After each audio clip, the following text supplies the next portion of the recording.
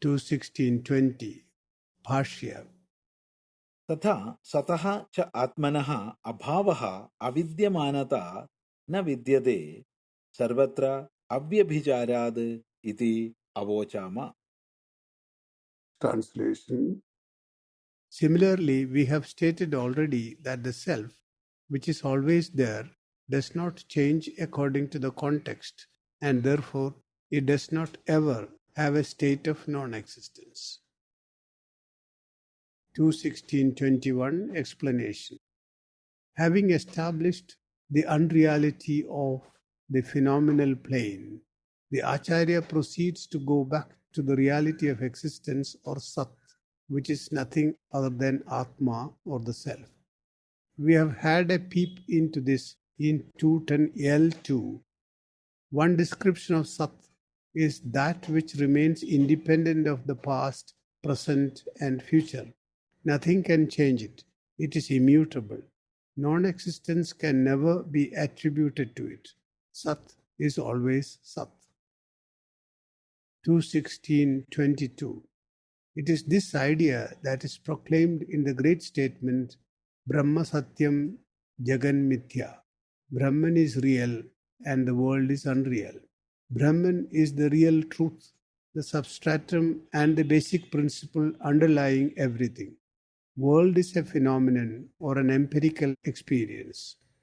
It appears to exist because of Brahman, the existence absolute. With these arguments, we can see the meaning of the first two lines of this shloka. For that which is not real, there is no existence, and for that which is real, there is no non-existence. This is the quintessence of Vedanta. 2:16-23 Bhāṣya.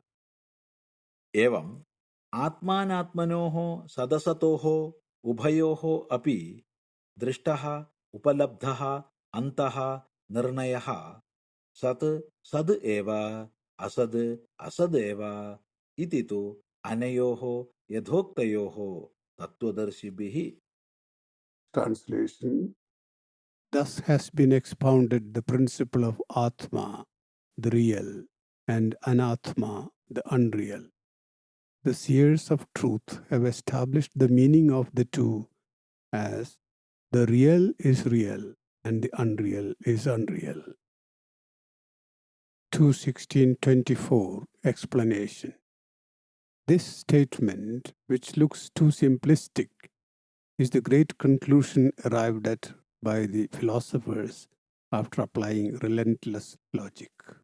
No doubt, it is in the scriptures, but finding it in the scriptures is not enough.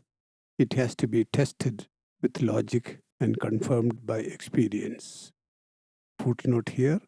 Conversely, if experience tells you that what you learned from the books is wrong, you have to reject the latter. But many do not do that. Take the case of those who have experienced the benefits of holistic medicine and would yet reject it as not scientific. We continue. These three, namely the scriptures, logic, and experience, are the bedrocks of inquiry.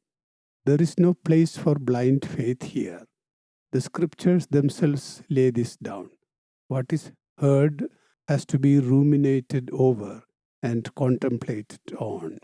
If it does not stand up to logic, it has to be rejected. The rishis who contemplated on it have experienced the realization that there is only one truth and nothing we perceive is real in the absolute sense. 2:16-25. The seers of truth are brought in here not to buttress a weak argument, but to show that the great line of gurus have all seen this long before the events leading to Bhagavad Gita took place. Bhagavan Sri Krishna does not miss an opportunity to make such references when great truths are proclaimed. Rishibhir Bahudha Geetam, sung by rishis in several ways, in Shloka 13.4 is an example.